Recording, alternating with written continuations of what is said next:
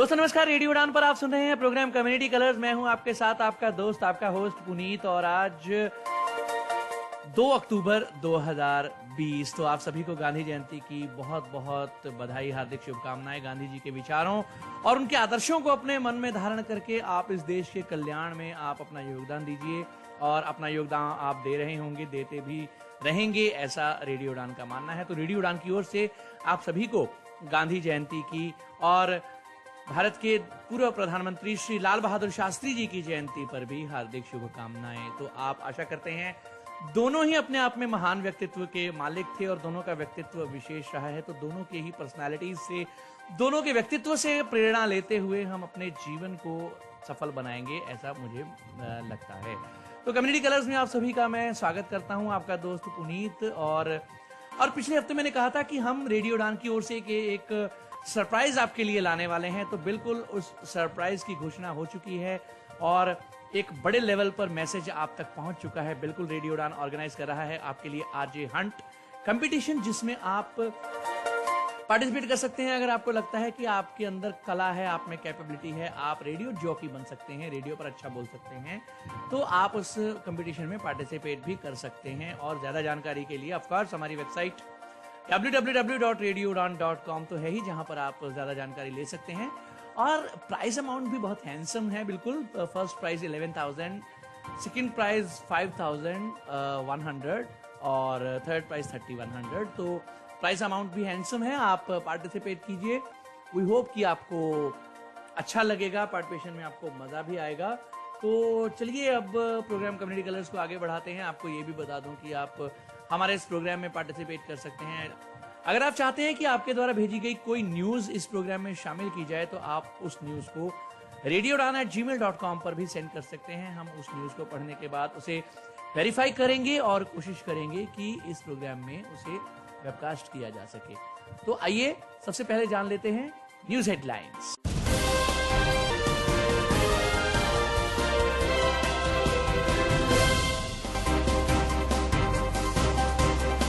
चाईबासा जासन में 16 वर्षीय नाबालिग दिव्यांग बच्ची के साथ बलात्कार का आरोपी दीपक पांडे गिरफ्तार, बुधवार भेजा गया जेल में। हरियाणा राज्य आयोग द्वारा पोक्सो एक्ट पर आधारित मूक बधिर लोगों के लिए बनाया गया वीडियो मॉड्यूल, हर ओर इस कदम की सराहना। नागालैंड के प्रिंसिपल डायरेक्टर और डायरेक्टरेट ऑफ ट्रेजरी अकाउंट को दिव्यांगजन के लिए आरक्षित 5% पदों पर भर्ती करने में असफल होने पर नोटिस जारी। बीएमसी द्वारा दिव्यांगजन व वृद्धजन को लॉकडाउन के दौरान स्वास्थ्य कारणों से दिए गए अवकाश पर पूर्ण वेतन देने से किया गया इनकार। बिहार में वृद्धजन व दिव्यांगजन के पूर्ण मतदान भागीदारी के लिए प्रयास जारी। और 14 वर्षीय एक बच्ची का कुपोषण के विरुद्ध अभियान, भिलाई छत्तीसगढ़ में हो रही सराहना।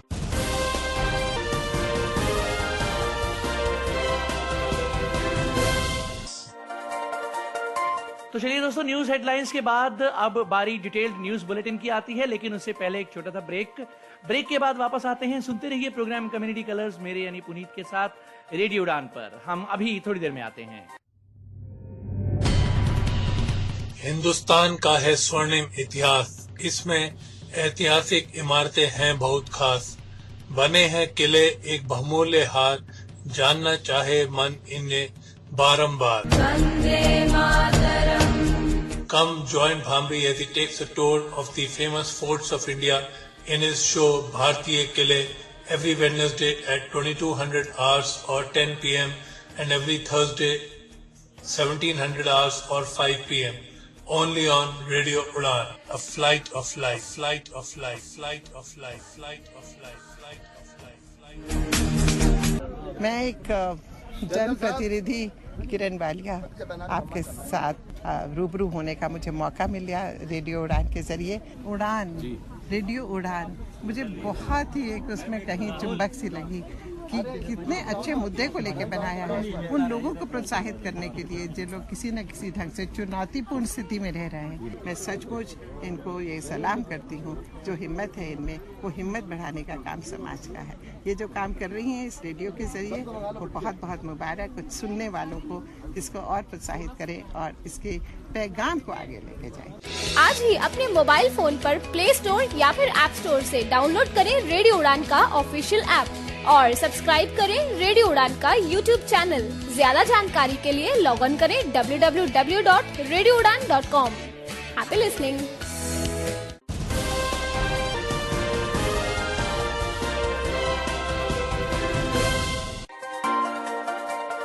आप सुन रहे हैं प्रोग्राम कम्युनिटी कलर्स रेडियो उड़ान पर। कम्युनिटी कलर्स प्रोग्राम में आप सभी का स्वागत। 2 अक्टूबर आज गांधी जयंती और श्री लाल बहादुर शास्त्री जी की जयंती है। दोनों के जन्मदिन पर आप सभी को एक बार फिर रेडियो उड़ान की ओर से हार्दिक शुभकामनाएं। तो आइए बढ़ते हैं डिटेल्ड न्यूज बुलेटिन की ओर।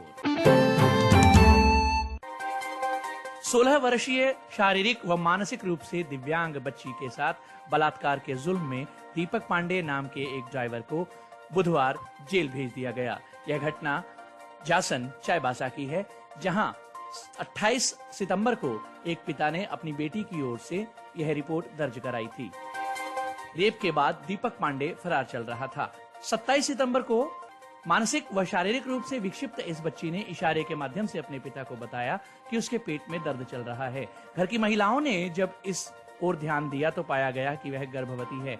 तब बच्ची ने इशारे से बताया कि पास के दीपक नाम के ड्राइवर ने उसके साथ शारीरिक संबंध स्थापित किया है। एक समाचार पत्र में छपे समाचार के अनुसार दीपक पांडे को गिरफ्तार कर बुधवार को जेल भेज दिया गया है।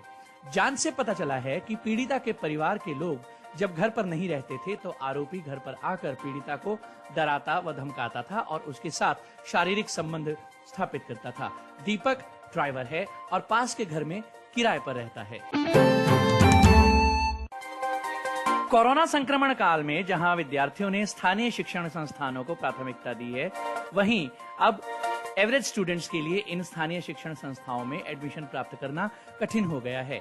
स्थानीय शिक्षण संस्थाओं में जहां विद्यार्थियों के अधिक आवेदन करने से इन यूनिवर्सिटीज या विश्वविद्यालयों को राहत महसूस हुई है, वहीं एवरेज स्टूडेंट्स को इन विश्वविद्यालयों में एडमिशन लेना कठिन हो रहा है। इसकी एक बानगी शकुंतला मिश्रा विश्वविद्यालय लखनऊ में देखने को मिली, जहां शकुंतला मिश्रा विश्वविद्यालय के 2 प्रोफेशनल कोर्सेज के लिए जारी पहली मेरिट लिस्ट सूची में कट ऑफ 94.25% गई। विश्वविद्यालय द्वारा एक दिन देरी से जारी की गई इस मेरिट लिस्ट में कट ऑफ 94.25% गई थी। एक समाचार पत्र में छपी खबर के मुताबिक इस पहली मेरिट लिस्ट में सामान्य श्रेणी के विद्यार्थियों के लिए कट ऑफ 94.25% से 90 व 88% तक गई।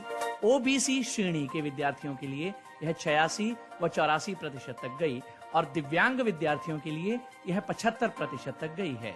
यह आंकड़ा बीएसएलपी कोर्स का है। अगर हम बीपीओ कोर्स की बात करें तो इसमें भी 92.6% से लेकर 86 व 80% तक की मेरिट गई है। ओबीसी प्रतिभागियों के लिए यह 63% तक गई है।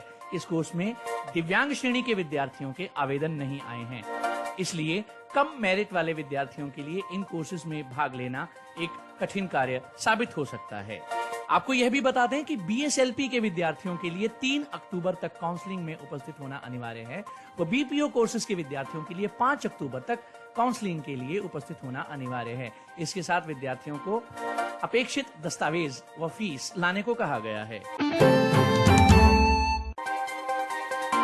हरियाणा ने 2 प्रमुख कृत्य करने की दिशा में एक महत्वपूर्ण कदम उठाया है। किशोर न्याय और यौन अपराधों से बच्चों का संरक्षण, जो लोग बधिर हैं। हरियाणा राज्य आयोग द्वारा बाल अधिकारों के संरक्षण के लिए एक वीडियो मॉड्यूल तैयार किया गया है, जो भारतीय सांकेतिक भाषा में अधिनियमों का विवरण देता है। भारत में बच्चों के अधिकारों की रक्षा करने वाले 2 प्रमुख कानून किशोर न्याय अधिनियम और यौन अपराधों से बच्चों का संरक्षण अधिनियम है। ये सुनिश्चित करना कि वे सभी बच्चों के लिए सुलभ हैं, ये महत्वपूर्ण है। हरियाणा राज्य बाल संरक्षण आयोग ने भारतीय सांकेतिक भाषा में इन कृतियों का वीडियो मॉड्यूल बनाकर इस संबंध में एक महत्वपूर्ण कदम उठाया है। ये हरियाणा के मुख्यमंत्री मनोहर लाल खट्टर द्वारा जारी किया गया था। बधिर समुदाय को सशक्त बनाने की दिशा में कदम। श्री खट्टर ने कहा कि मॉड्यूल राज्य में सुनने में अक्षम लोगों को सशक्त बनाने में मदद करेगा। ये एक सराहनीय कदम है कि हरियाणा राज्य बाल अधिकार संरक्षण आयोग सांकेतिक भाषा को बढ़ावा देने के साथ साथ श्रवण बाधित व्यक्तियों को बाल संरक्षण कानून जैसे जेजे और पॉक्सो अधिनियम के बारे में जागरूक करा रहा है। इन मॉड्यूल के माध्यम से सभी श्रवण बाधित लोग कानून और उनके अधिकारों को ठीक से समझ पाएंगे। आयोग की अध्यक्षा ज्योति बायंदा ने कहा कि मॉड्यूल दोनों कृतियों के कानूनी पहलुओं पर आधारित है। ये उन लोगों को सक्षम करेंगे जो बहरे हैं और उन्हें सुनने में आसानी से समझने और बाल संरक्षण कानून के बारे में जानने के लिए कठिन है। श्री खट्टर ने इस अवसर का उपयोग नई शिक्षा नीति 2020 में भारतीय सांकेतिक भाषा को मानकीकृत करने के केंद्र सरकार के फैसले की प्रशंसा करने के लिए भी किया।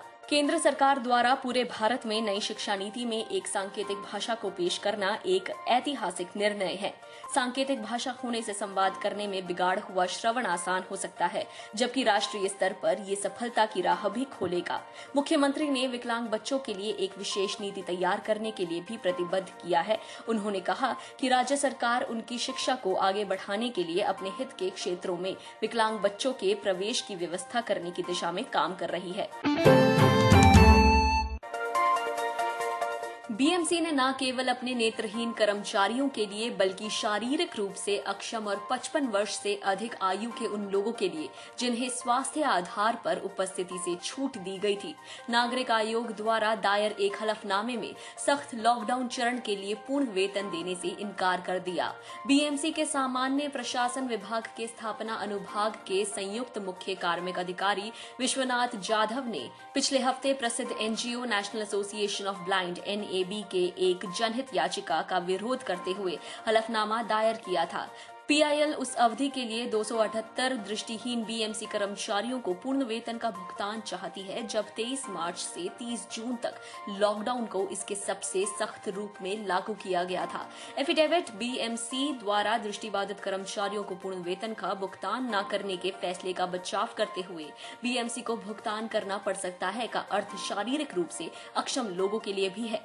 इसमें कहा गया है कि अगर कर्मचारियों की इन श्रेणियों को वेतन के नुकसान के बिना विशेष अवकाश दिया जाता है तो प्रतिवादी निगम को लगभग 12.22 करोड़ रुपए का भुगतान करना होगा।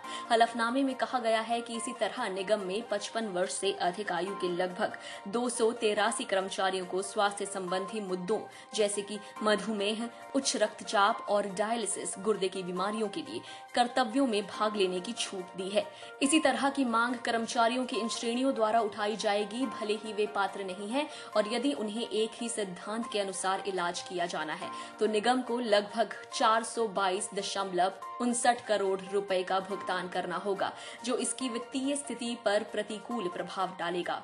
NAB की ओर से पेश अधिवक्ता उदय वारुंजकर ने अदालत के समक्ष पेश किया कि बीएमसी ने दृष्टिबाधित कर्मचारियों को पूर्वव्यापी प्रभाव के साथ अपने दायित्व को रद्द कर दिया था, क्योंकि मार्च में जारी किए गए निर्देश के अनुसार केवल इन कर्मचारियों को उपस्थित कार्यालयों से छूट दी। हालांकि 26 मई को जारी एक निर्देश में कहा गया है कि संबंधित अवधि को अनुमेय अवकाश माना जाएगा। उन्होंने कहा कि जब उनके पास जनहित याचिका दाखिल करने के समय केवल एक कर्मचारी का विवरण था, NAB ने 25 से अधिक कर्मचारियों का विवरण प्राप्त करने में कामयाबी हासिल की थी, ये दिखाने के लिए कि ये प्रासंगिक अवधि के लिए केवल वेतन नहीं था जो प्रभावित हुआ था, लेकिन स्थिति ये है कि बीएमसी उनसे वेतन कटौती के बकाया की वसूली कर रहा था, जिससे उन्हें शून्य या अत्यंत कम वेतन पर काम करने के लिए मजबूर होना पड़ा। जनहित याचिका मार्च से राज्य सरकार के निर्देशों के साथ साथ केंद्र को ये भी बताती है कि उन्होंने विकलांग कर्मचारियों को उपस्थिति से छूट दी है और इस तरह के एक निर्देश में कहा गया था कि उनका इलाज बिना वेतन के नुकसान पर किया जाएगा। अदालत ने हालांकि बीएमसी के दावे पर सवाल उठाया कि ये राज्य या केंद्र सरकार की अधिसूचनाओं का पालन करने के लिए बाध्य नहीं था, ये कहते हुए कि ये महामारी से संबंधित कुछ अन्य पहलुओं में ऐसा कर रहा था। कोर्ट ने याचिका पर अपना फैसला सुरक्षित रख लिया है। जब एक कारगिल युद्ध के अनुभवी और प्रतिष्ठित ब्लेड धावक को उनके उचित अधिकार के लिए दौड़ाया जा सकता है, तो विकलांग लोगों के पास क्या ही मौका है। मेजर डीपी सिंह वैध दस्तावेज रखने के बावजूद अपने वाहन के लिए फास्टैग प्राप्त करने में असमर्थ रहे हैं। उनके उत्पीड़न ने सोशल मीडिया पर व्यापक समर्थन खींचा है। ये hashtag story of the week पर ध्यान केंद्रित करता है। यदि आप अमान्य गाड़ी या रेट्रोफिटेड श्रेणी के तहत पंजीकृत वाहन के साथ शारीरिक रूप से अक्षम व्यक्ति हैं, तो आप निःशुल्क फास्टैग के लिए पात्र हैं। नियम पुस्तिका ऐसा कह सकती है, लेकिन मेजर डीपी सिंह का अनुभव कुछ और ही कहता है। कारगिल युद्ध के अनुभवी और प्रतिष्ठित ब्लेड रनर ने भारतीय राष्ट्रीय राजमार्ग प्राधिकरण NHAI की उदासीनता और असंवेदनशीलता के कारण लंबे समय से उत्पीड़न का सामना करने के लिए सोशल मीडिया पर कदम रखा है। टोल प्लाजा पर अपनी विकलांगता की स्थिति को सत्यापित करने के लिए उन्हें राहत देने के लिए विकलांग के साथ वाहन मालिकों को फास्टैग कार्ड जारी किए जाते हैं। ये उन्हें NHAI द्वारा संचालित राजमार्गों पर टोल टैक्स का भुगतान करने से भी छूट देता है। मेजर सिंह 1999 में कारगिल युद्ध के दौरान दाहिने पैर में विकलांग हो गए थे।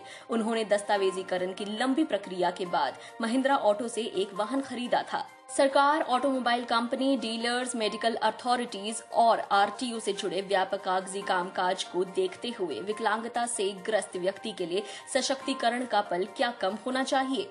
वाहन प्राप्त करना अभी शुरुआत थी। अगला चरण RTO पंजीकरण था। अनुकूलित वाहनों को आमतौर पर पंजीकृत नहीं किया जाता है और RTO मेजर सिंह पूरी तरह से जागरूक नहीं थे और रोड टैक्स छूट का लाभ पाने में कुछ समय लगा। मेजर सिंह कहते हैं, लेकिन RC बुक में वाहन श्रेणी को प्रिंट या एंडोर्स करने की कोई सुविधा उपलब्ध नहीं थी, तो एक हस्तलिखित समर्थन वाहन दिया गया था। इन दस्तावेजों के आधार पर मेजर सिंह 2017 में एक्सिस बैंक से विशेष श्रेणी के तहत फास्टैग प्राप्त करने में सक्षम थे।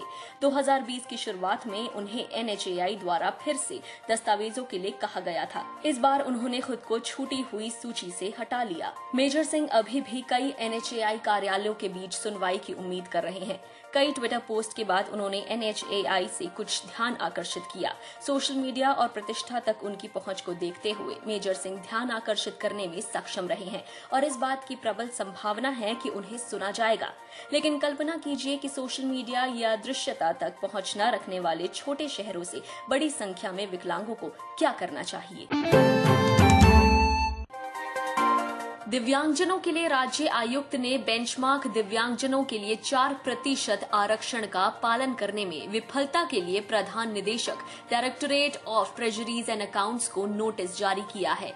नागालैंड सरकार ने कार्मिक और प्रशासनिक सुधार शाखा द्वारा जारी 13 अगस्त 2019 की अधिसूचना में बेंचमार्क विकलांग व्यक्तियों के पक्ष में 4% रिक्तियां आरक्षित की थी, जैसा कि दिव्यांगजनों के अधिकार अधिनियम 2016 की धारा 34 के तहत परिकल्पित किया गया था। हालांकि आरक्षण प्रक्रिया में LDA कम कंप्यूटर सहायक के 5 पदों, लेखा सहायक के 4 पदों और कनिष्ठ लेखा और नागालैंड के निदेशालय की स्थापना के तहत कनिष्ठ लेखा सहायक के 35 पदों को भरने के लिए भर्ती प्रक्रिया का अनुपालन नहीं किया गया था। एक प्रेस रिपोर्ट में विकलांग व्यक्तियों के लिए स्टेट कमिश्नर डायाथोनो नखरो ने कहा कि राज्य आयुक्त कार्यालय द्वारा इस मामले पर कई संचार और अनुस्मारक के बावजूद भर्ती प्रक्रिया को 4% आरक्षण के लिए सरकारी अधिसूचना की अवहेलना के लिए आगे बढ़ाया गया था। उन्हें नोटिस जारी किया गया था कि वे 3 महीने के भीतर पाठ्यक्रम सुधार का मौका दें। ये देखना बहुत ही निराशाजनक है कि बेंचमार्क दिव्यांगजनों के लिए 4% आरक्षण जो सरकार द्वारा अधिसूचित किया गया था, उनके साथ कैसे निपटा जा रहा है, और वो भी एक सरकारी कर्मचारी द्वारा, जो बहुत ही असहनीय है। संपूर्ण आधार जिसके लिए 2016 के विकलांग अधिनियम में आया था, ऐसी विसंगतियों से बचने और समावेश सुनिश्चित करने और सभी को समान अवसर देने के लिए है। अधिनियम को केवल पत्र में ही नहीं लिखा जाना चाहिए, बल्कि टोटो में लागू किया जाना चाहिए। नोटिस में चेतावनी दी गई है कि नोटिस की शर्तों का पालन करने में विफलता नंबर AR3/Gen997 PT दिनांक 13 अगस्त 2019 को प्रभावित होने वाली अधिसूचना के गैर अनुपालन के लिए विभाग के खिलाफ मुकदमा दायर किया जाएगा और कानून के प्रासंगिक प्रावधानों के तहत नागरिक, साथ ही प्रधान निदेशक directorate of treasuries and accounts के खिलाफ आपराधिक कार्यवाही शुरू की जाएगी। HWCT human welfare charitable trust Maharashtra की एक ऐसी संस्था है जो 2014 से पिछड़े व्यक्तियों तथा दिव्यांगजनों तक अपनी सेवाएं पहुंचाने में लगी हुई है। कोरोना महामारी के दौरान भी इस चैरिटेबल ट्रस्ट ने इस ओर महत्वपूर्ण भूमिका निभाई है। इस चैरिटेबल ट्रस्ट का मानना है कि हालांकि यह बीमारी एक लंबे समय तक जाने वाली है, तो ऐसे में यह चैरिटेबल ट्रस्ट आर्थिक रूप से पिछड़े लोगों तथा दिव्यांग व्यक्तियों की सेवा व उन तक आवश्यक वस्तुएं पहुंचाने में महत्वपूर्ण भूमिका निभा सकती है। यह चैरिटेबल ट्रस्ट आर्थिक रूप से पिछड़े व्यक्तियों तथा गरीब दिव्यांग जन तक अपनी सुविधाएं पहुंचाती है। यहाँ यह ध्यान रखने योग्य बात है कि इस एनजीओ की स्थापना 2014 में कल्पेश काबरा और धर्मेश सूर्यवंशी द्वारा की गई थी। यह एनजीओ 2014 में एक ऑर्गेनाइजेशन के रूप में रजिस्टर की गई। कल्पेश जो कि एक बिजनेसमैन हैं, उन्होंने बहुत से देशों की यात्रा की है और भारत लौटने के बाद उन्होंने यह महसूस किया कि भारत में दिव्यांग व्यक्तियों का रहन सहन दूसरे देशों के मुकाबले बहुत अलग है। यहाँ उनकी स्थिति काफी बदतर है। दिव्यांग व्यक्तियों को भी उन्हीं सुविधाओं को प्राप्त करने का अधिकार है, अथवा यूं कहें कि उसी स्टैंडर्ड के साथ रहने का अधिकार है जैसे समाज के दूसरे लोग रहते हैं। कल्पेश कहते हैं कि उन्होंने अपने साथी धर्मेश की इंस्पिरेशन के साथ इस ऑर्गेनाइजेशन की शुरुआत की। उनके 8 कोर टीम मेंबर इस ओर पूरा ध्यान देते हैं कि किसी प्रकार की चूक ना हो। ये सभी समाज सेवा में लगे हुए हैं। इनके पास बहुत से स्वयंसेवक ऐसे हैं जो इस दिशा में इनके साथ कार्य कर रहे हैं। इनका कहना है कि इन्होंने अब तक 2000 दिव्यांग व्यक्तियों के साथ काम किया है और उनके जीवन में एक सकारात्मक परिवर्तन करने का प्रयास किया है। कोरोना महामारी के दौरान इस ऑर्गेनाइजेशन द्वारा चलाए जा रहे 3 प्रोग्राम्स की सर्वाधिक चर्चा हुई है: मैजिक, कर्तव्य और पोषण।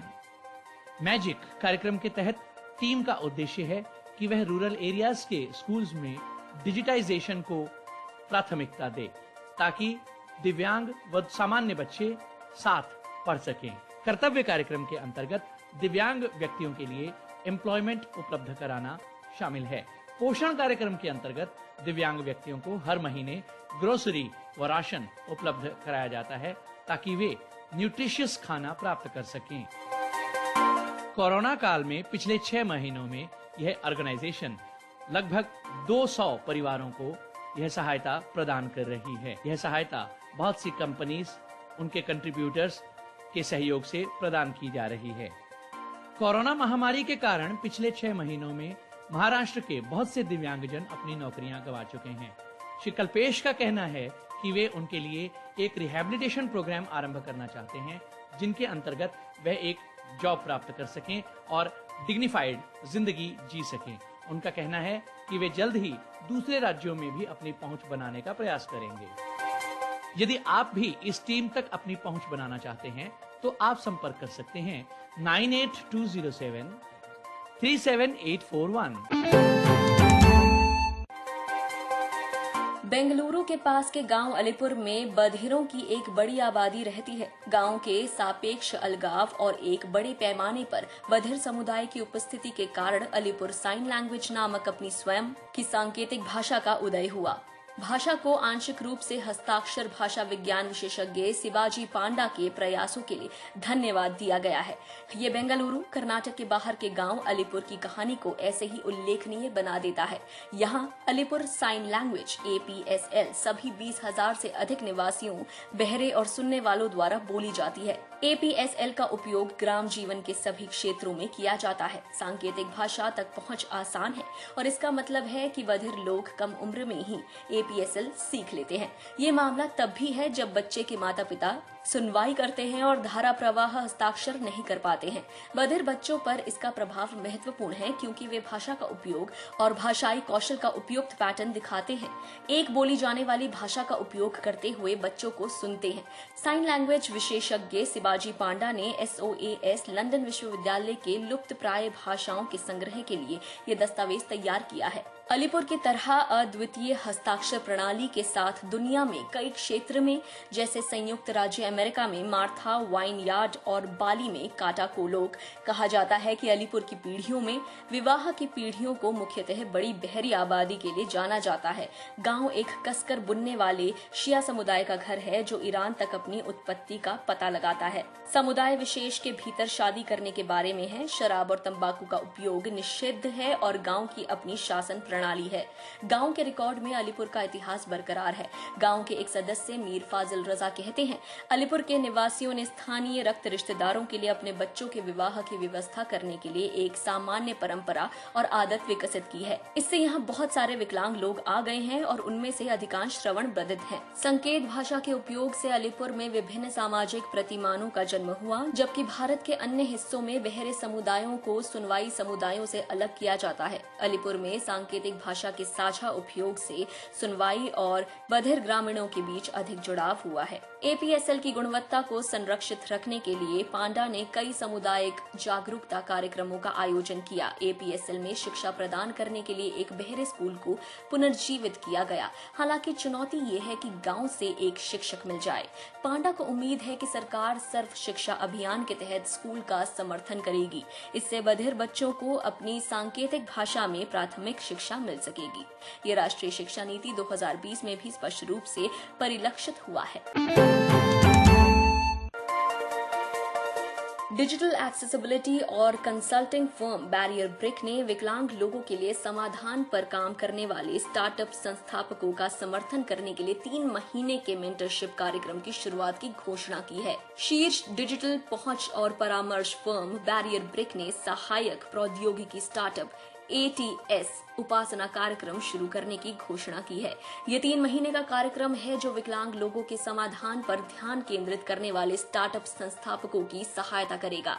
कार्यक्रम स्टार्टअप को अपने फोकस क्षेत्रों के लिए पहचानने और हल करने में मदद करेगा। ये स्टार्टअप संस्थापकों के लिए एक महत्वपूर्ण अवसर होगा कि वे विकलांगता क्षेत्र के बारे में गहराई से जानकारी, भारत से बाजार की समझ, वैश्विक परिप्रेक्ष्य और व्यापारिक कौशल हासिल कर सकते हैं।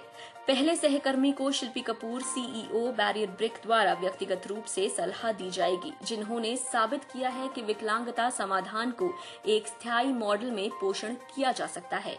एक धारावाहिक उद्यमी शिल्पी ने सहायक प्रौद्योगिकी स्टार्टअप समुदाय में इस अंतर को देखा और इस अवरोध को तोड़ने और लोगों को स्थान पर सफल होते देखना चाह रही हैं। पिछले 5 वर्षों में भारत ने सहायक प्रौद्योगिकी या विकलांगता समाधानों पर ध्यान केंद्रित करते हुए स्टार्टअप में वृद्धि देखी है।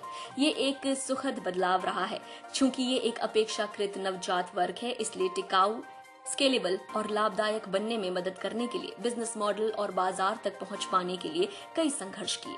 पूर्व कोविड की अवधि में 4 स्टार्टअप्स को खामियाजा उठाना पड़ा और उन्हें बंद करना पड़ा। स्टार्टअप की दुनिया में हर स्टार्टअप एक सफलता नहीं है। IBM institute for business value और ऑक्सफोर्ड इकोनॉमिक्स के एक हालिया अध्ययन एंटरप्रेन्योरियल इंडिया में पाया गया कि 90% भारतीय स्टार्टअप पहले 5 वर्षों के भीतर विफल हो जाते हैं। ये स्टार्टअप के साथ साथ विकलांगता पर भी ध्यान केंद्रित करने के लिए सही होगा। ATS मेंटरशिप प्रोग्राम का उद्देश्य उन्हें जीतने का मौका देना है। Barrier brick ATS mentorship programme startup संस्थापकों के साथ एक से एक सलाह होगी, जहां वे अपनी चुनौतियों और अवसरों के माध्यम से सोचना, समाधानों की पहचान करना और अपने लक्ष्यों को पाने के लिए कार्य अनुमुख औसत दर्जे की योजनाएं बनाना सीखेंगे। कार्यक्रम कोहॉर्ट में 3 स्टार्टअप के साथ छोटे से शुरू होगा। ATS मेंटरशिप प्रोग्राम से संबंधित प्रश्नों को mentorship@barrierbreak.co पर ईमेल किया जा सकता है। आवेदन बंद होने की तिथि 8 अक्टूबर 2020 है। आवेदन साक्षात्कार प्रक्रिया की तिथि 12 से 16 अक्टूबर 2020 रहेगी। अंतिम कोहॉर्ट घोषणा 22 अक्टूबर को होगी। उपासना काल 1 नवंबर से 31 जनवरी तक। हैदराबाद के 2 व्यक्ति जो एक अधिक सुलभ दुनिया बनाने की दिशा में काम कर रहे हैं, जीत चुके हैं डिजाइन पुरस्कार। डिजिटल एक्सेसिबिलिटी का एक हिस्सा होना चाहिए कंपनी की नीतियां। क्या आप कैब सेवा और बाथरूम प्रदान कर रहे हैं अपने विकलांग कर्मचारियों को, या फिर आप लिफ्ट में ब्रेल लेबल लगा चुके हैं? दुर्भाग्य से अधिकांश कार्यस्थलों को अभी तक टैप करना बाकी है विकलांग लोगों की क्षमता, ऐसा कहा राघवेंद्र सतीश पेरी ने। जो NCPEDP emphasis universal design awards 2020 के प्राप्तकर्ता में से एक हैं। पहुंच भौतिक स्थानों तक ही सीमित नहीं है, बल्कि इसके लिए भी लागू होती है सूचना प्रौद्योगिकी, परिवहन सेवाएं, सहायता और उपकरण। सार्वजनिक स्थानों, कार्यालयों या डिजिटल सामग्री को डिजाइन करते समय जिन लोगों के साथ विकलांगों को अक्सर छोड़ दिया जाता है, the national centre for promotion of employment for disabled people ने विकलांग लोगों के लिए रोजगार के संवर्धन के लिए काम करने वाले नागरिकों को सम्मानित किया है। दूसरे व्यक्ति हैदराबाद से जिन्हें विशेष जूरी पुरस्कार मिला वो हैं डॉक्टर श्रीनिवास पुपल्ला। प्रोफेशनल कोर्स और नेटवर्क बिल्डिंग पर DPWD की वेबिनार।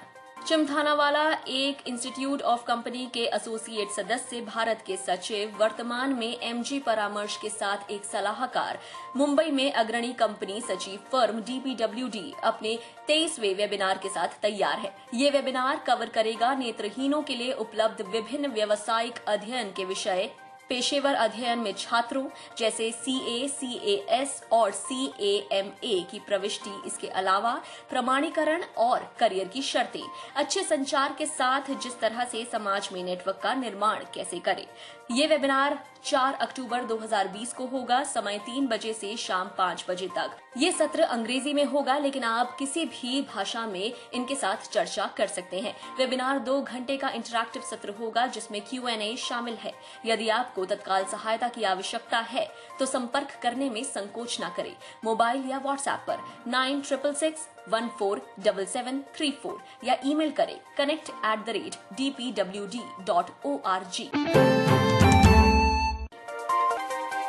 रूले दृष्टिहीन लोगों को किसी भी कागज पर स्पर्श चित्र बनाने में सक्षम बनाता है। दृष्टिहीनता और कम दृष्टि वाले छात्रों को पारंपरिक रूप से गणित, विशेष रूप से ज्योमेट्री को आगे बढ़ाने से हतोत्साहित किया जाता है। इसकी दृश्य प्रकृति को देखते हुए इस पहुंच का अभाव शिक्षाविदों और रोजगार में अवसरों के विस्तार में बदल जाता है।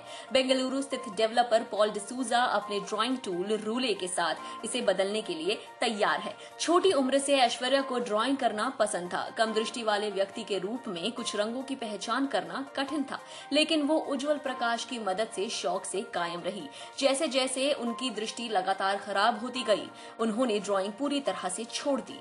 ऐश्वर्या कहती हैं, रंग खींचने के लिए सिर्फ एक स्ट्रेन की जरूरत थी और मुझे लोगों की मदद की जरूरत थी। एक बार मैंने ब्रेल सीख लिया तो स्पर्श चित्र बनाना आसान था। NGO विजन एम्पावर में एक कार्यशाला जहां उन्होंने एक शैक्षिक समन्वयक के रूप में काम किया, उन्हें ऐसे उपकरणों की खोज करने के लिए प्रेरित किया जो दृष्टिबाधित बच्चों का अध्ययन करते समय उपयोग करते थे। रबड़ बोर्ड पर रखी प्लास्टिक की शीट पर ड्राइंग करना शामिल था। उनमें से एक स्टाइलस के साथ आप फिर शीट पर एक छाप बना सकते थे और मैंने इसे ड्राइंग करने के लिए प्रयोग करना शुरू किया।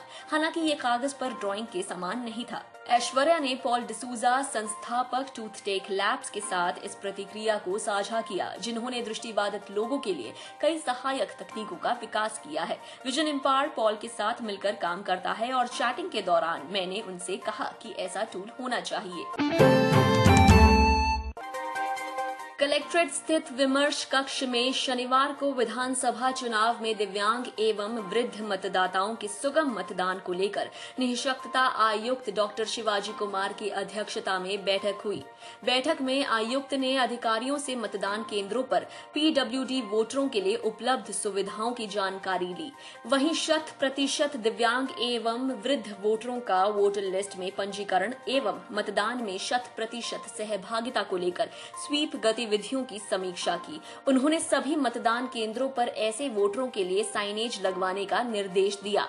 इसके साथ ही उन्होंने इन वोटरों को जागरूक करने के लिए स्वीप कोषांग को सक्रिय भूमिका निभाने पर बल दिया। कहा कि इन वोटरों को मतदान के प्रति जागरूक करने की जरूरत है, जिससे ये सही समय मतदान केंद्र पर पहुंचकर अपना मतदान कर सके। इसके साथ ही उन्होंने अधिकारियों से ऐसे दिव्यांग मतदाताओं को मतदान के लिए व्यवस्था रखने के साथ ही उन्हें उत्साहित व प्रेरित करने को कहा।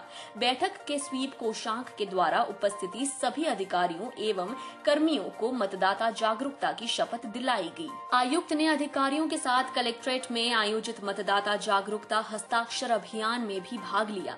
मौके पर उप विकास आयुक्त चरणजोत सिंह, अपर समाहर्ता मुकेश कुमार, अपर समाहर्ता विभागीय जांच निर्देशक DRDA मुमुज चौधरी, DPRO परिमल कुमार सहित कई अधिकारी उपस्थित थे। अनुमंडल सदर कार्यालय स्थित सभागार में शनिवार को अनुमंडल स्तरीय दिव्यांग समूह के गठन को लेकर SDO सदर राकेश कुमार की अध्यक्षता में बैठक हुई।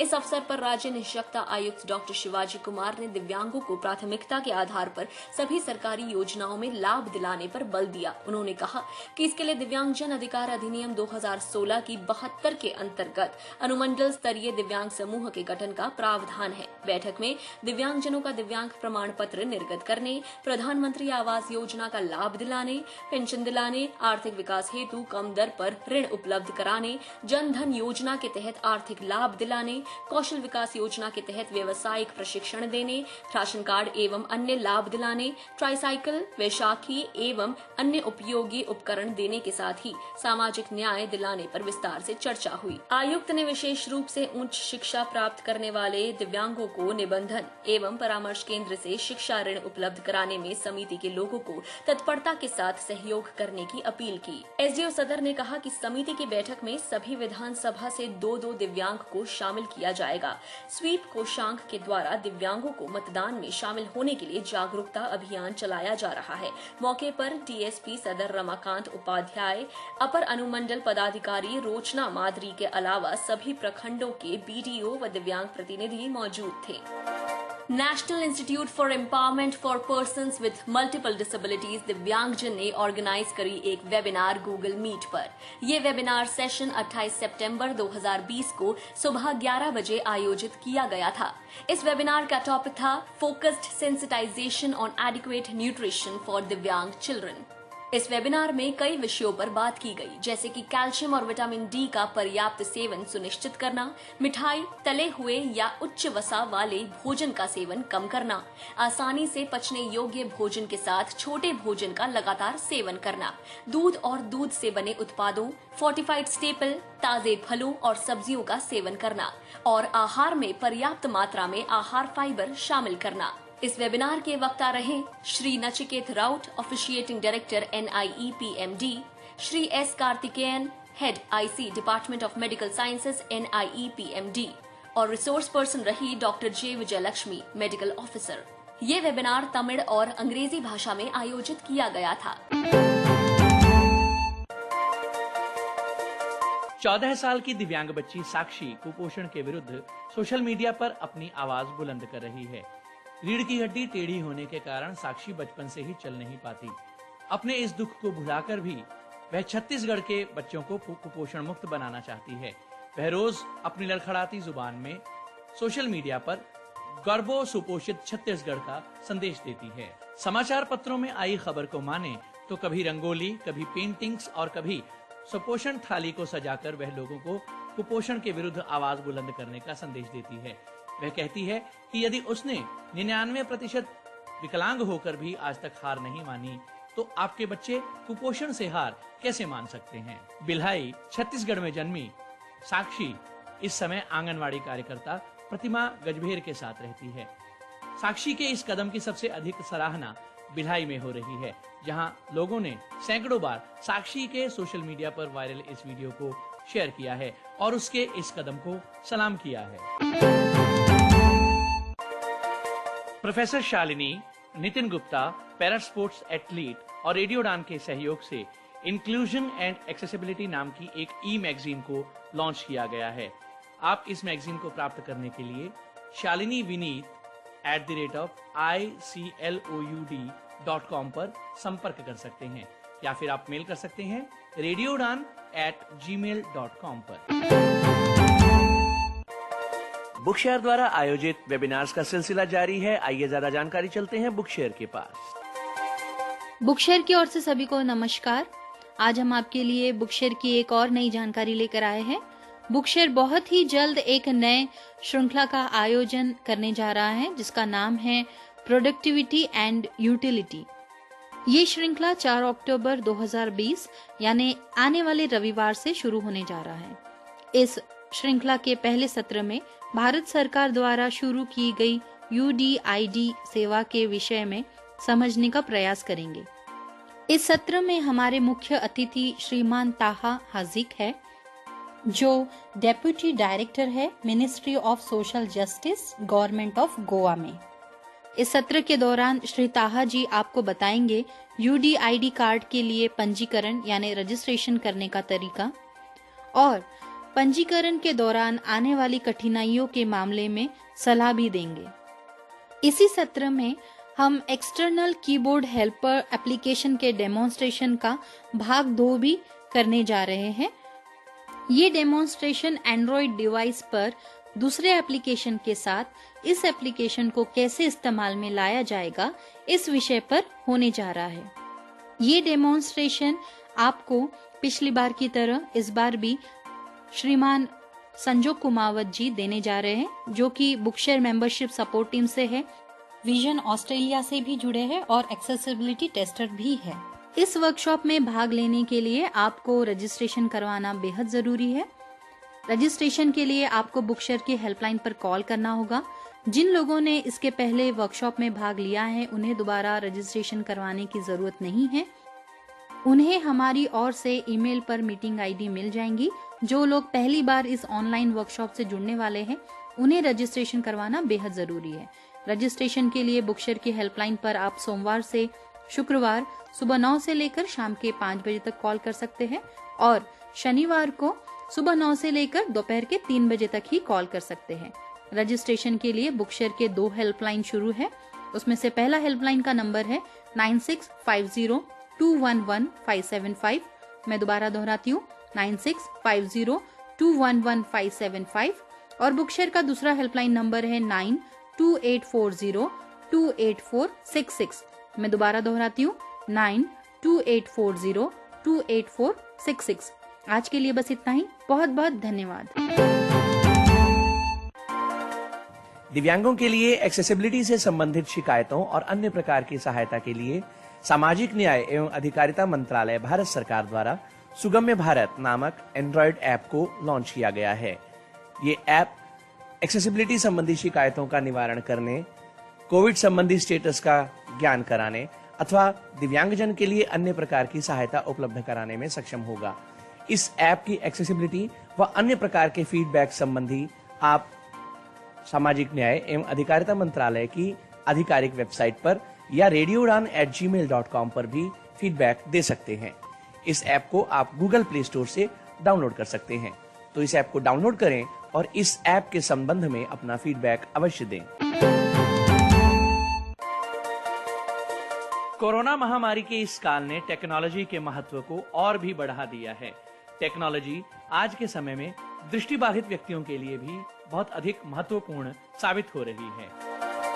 National association for the blind Meerut दृष्टिबाधित विद्यार्थियों के लिए मोबाइल फोन के माध्यम से बेसिक कंप्यूटर प्रशिक्षण कोर्स की घोषणा करता है। ये कक्षाएं फोन, व्हाट्सएप कॉल अथवा कॉन्फ्रेंस कॉल के माध्यम से ली जाएंगी। कोर्स के बाद टेस्ट लेने के बाद अभ्यर्थियों को सर्टिफिकेट भी प्रदान किया जाएगा। ज्यादा जानकारी के लिए संपर्क करें nab.meerut@gmail.com nab.meerut@gmail.com या कॉल करें 9810045250। डिटेल्ड न्यूज बुलेटिन के बाद वक्त एक बार फिर एक छोटे से ब्रेक का, लेकिन ब्रेक पर जाने से पहले आपको फिर एक बार याद दिला दें कि रेडियो उड़ान का आरजे हंट आपके लिए पूरी तरह तैयार हो चुका है। रेडियो उड़ान ने अपनी पूरी तैयारी कर ली है, तो इसलिए आपकी ओर प्रमोशन मैसेज भेज दिया गया है। तो आप भी इसमें पूर्ण भागीदारी कीजिए, पार्टिसिपेशन कीजिए। हमारी वेबसाइट पर जाइए www.radioudan.com।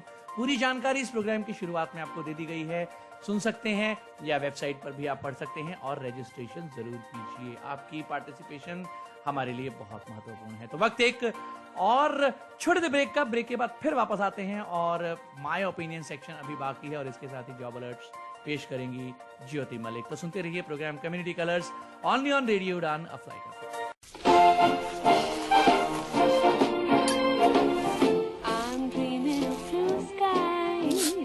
अगर चोट आसानी से लगे तो मदद भी आसानी से मिलनी चाहिए। इसलिए अब से सावलॉन की बोतल आती है नेत्रहीन सहायक ब्रेल मार्किंग के साथ। मैं हूँ किरण बेदी। हमेशा सुनो रेडियो उड़ान। आज ही अपने मोबाइल फोन पर ऐप स्टोर या फिर प्ले स्टोर से डाउनलोड कीजिए रेडियो उड़ान का ऑफिशियल ऐप या फिर लॉग इन कीजिए www.radioudan.com। सुनते रहिए radio Udaan, a flight of life.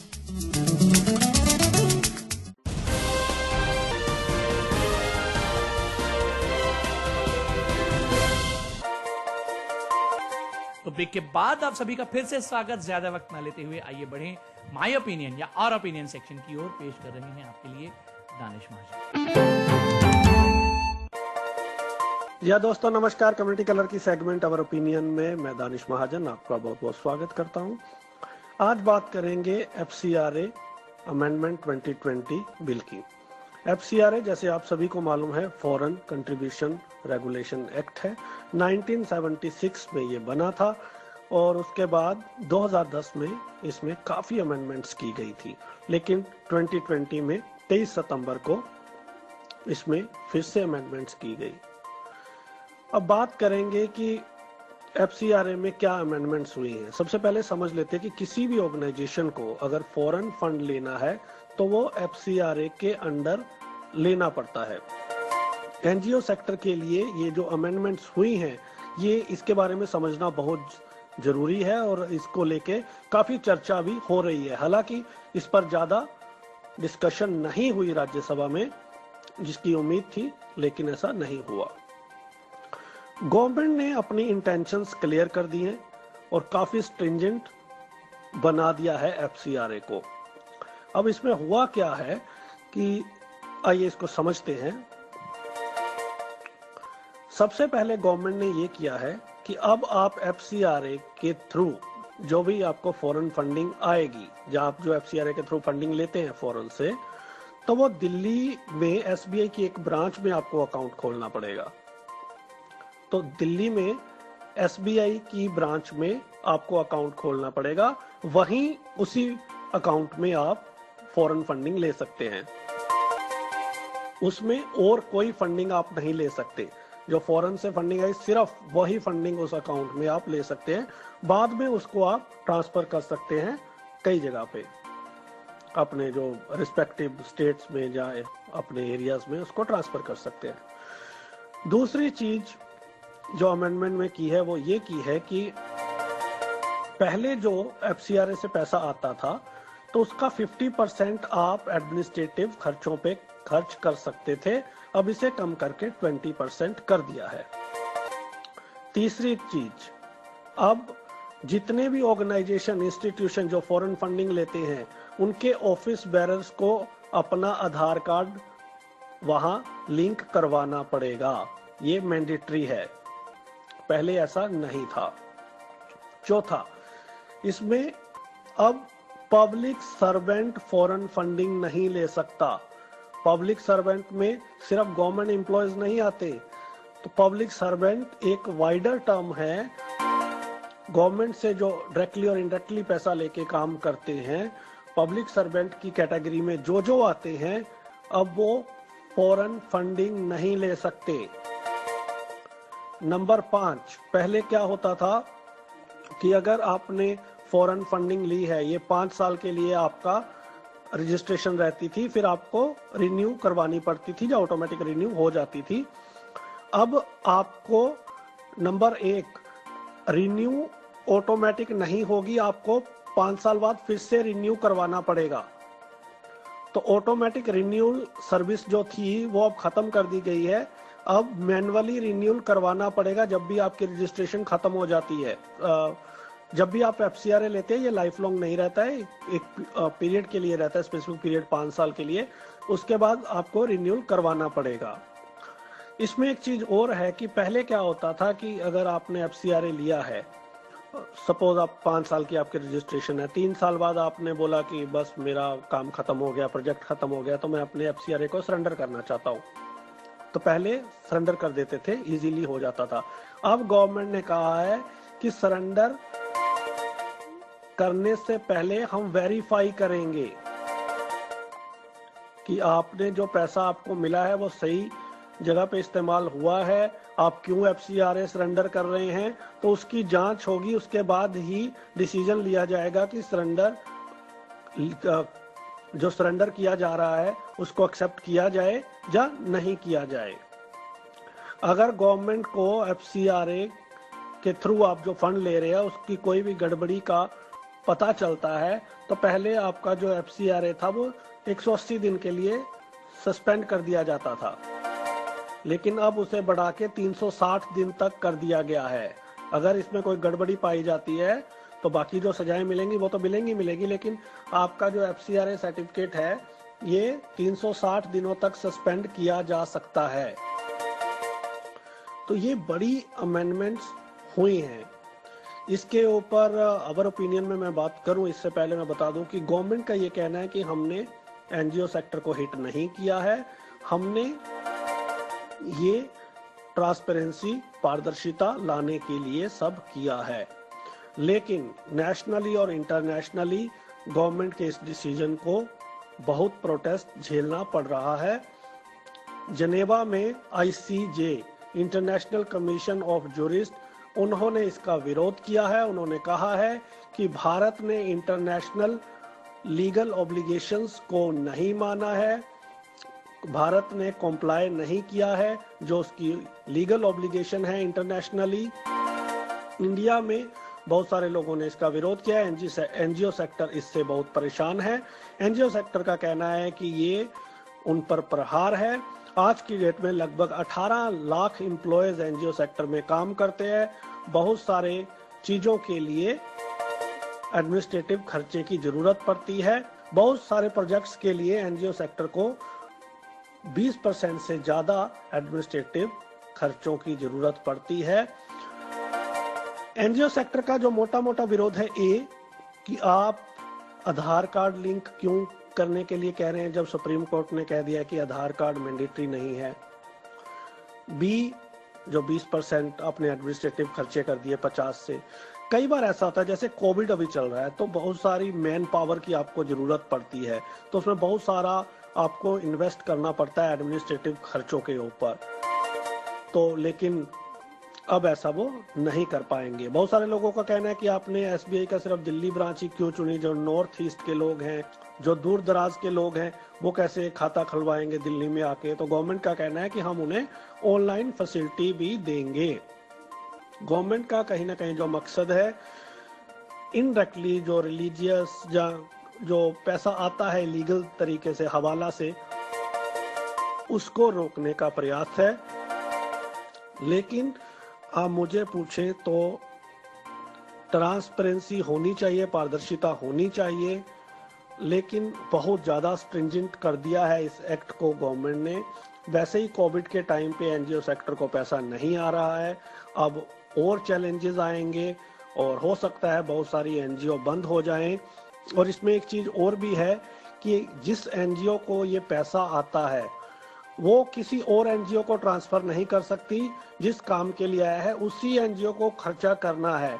कई बार फॉरेन फंडिंग बड़ी बड़ी ऑर्गेनाइजेशंस को आती थी और वो दूसरी ऑर्गेनाइजेशंस की भी मदद करती थी, लेकिन अब वो ऐसा नहीं कर पाएंगे। जॉब्स ऑलरेडी जा रही हैं।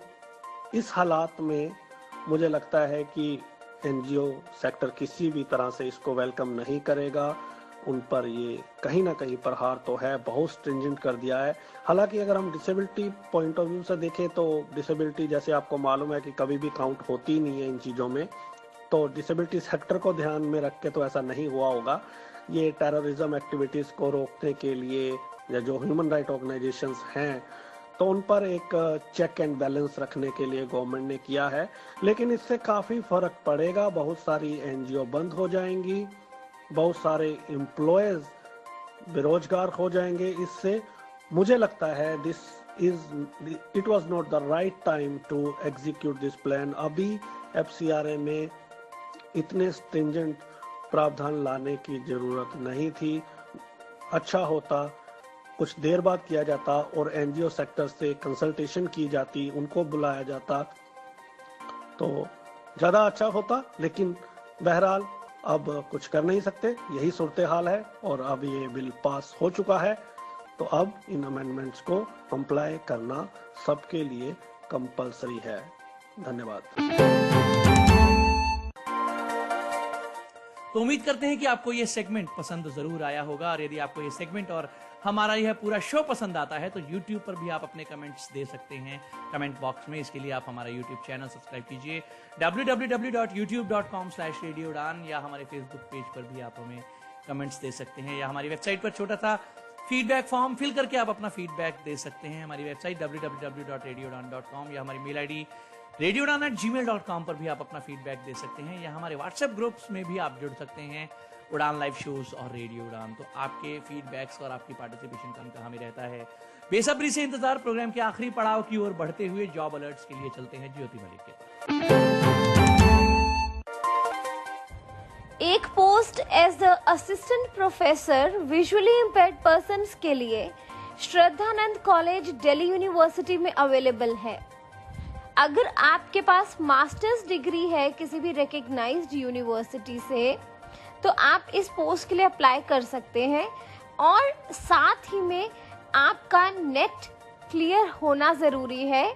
नेशनल एलिजिबिलिटी टेस्ट यूजीसी के द्वारा जो कंडक्ट किया जाता है, अगर आपके पास नेट क्वालिफाइड नहीं है तो भी आपके पास चांस है। अगर आप पीएचडी डिग्री होल्डर हैं तो भी आप इस पोस्ट के लिए अप्लाई कर सकते हैं। किसी भी सब्जेक्ट में आपके पास ये डिग्रीज हैं तो आप अप्लाई कर सकते हैं, और अप्लाई ऑनलाइन किया जा सकता है। वेबसाइट है www.ss.du.ac.in। लास्ट डेट है इस पोस्ट के लिए अप्लाई करने की 15th अक्टूबर से पहले आप अप्लाई कर सकते हैं, और इसी सेम वेबसाइट पर जाकर आप ज्यादा जानकारी भी ले सकते हैं।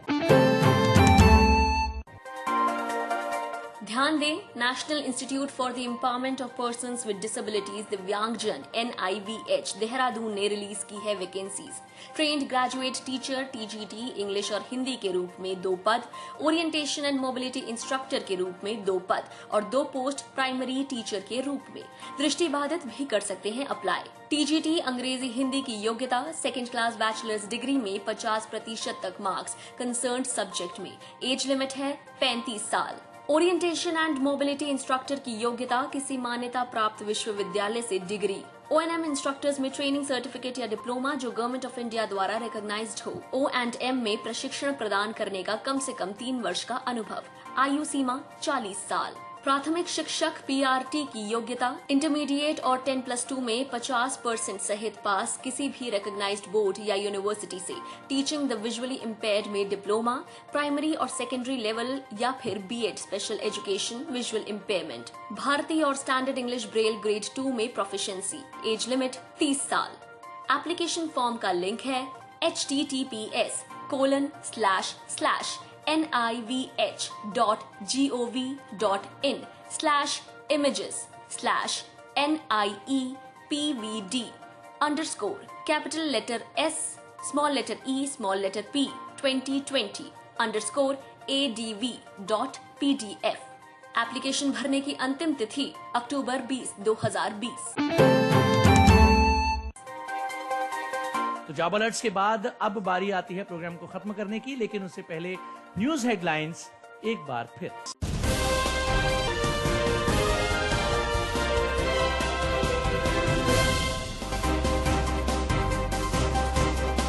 चाईबासा जासन में 16 वर्षीय नाबालिग दिव्यांग बच्ची के साथ बलात्कार का आरोपी दीपक पांडे गिरफ्तार, बुधवार भेजा गया जेल में। हरियाणा राज्य आयोग द्वारा पोक्सो एक्ट पर आधारित मूक बधिर लोगों के लिए बनाया गया वीडियो मॉड्यूल, हर ओर इस कदम की सराहना। नागालैंड के प्रिंसिपल डायरेक्टर और डायरेक्टरेट ऑफ ट्रेजरी अकाउंट को दिव्यांगजन के लिए आरक्षित 5% पदों पर भर्ती करने में असफल होने पर नोटिस जारी।